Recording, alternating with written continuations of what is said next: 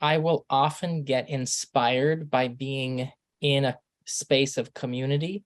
So on a Zoom call like this, I might be one of the people that's attending. Like if you host one of these in the future and I'm attending, I might hear something, and I often have a clipboard next to me, and I'll like write down an idea. And I think for me, it has to do with synthesizing ideas, like making connections. So like that idea of connecting the Isaiah 40 passage with Phoenix.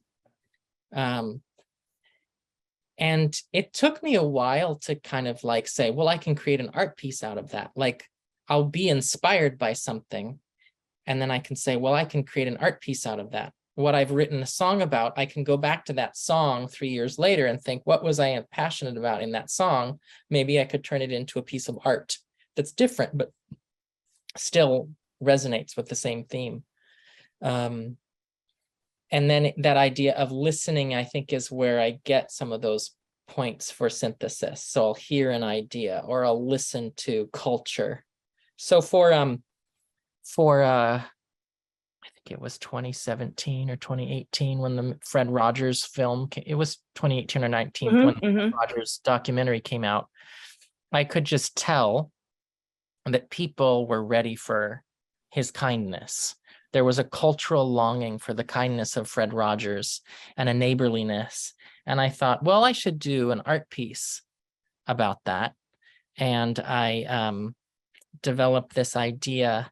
I have a screen share of this one I can show, where I invited people to draw a house, and then I had them paint that house and trade it with a neighbor, so that there was a sense of kind of like community. I didn't say a home because I didn't want people to get ideas of like a broken home or like their home, just a house to kind of to unlink it. So you can see here up in the right-hand corner, the process was draw and paint and halo.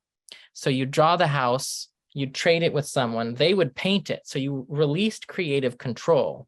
You created a neighborly relationship of trust and honor.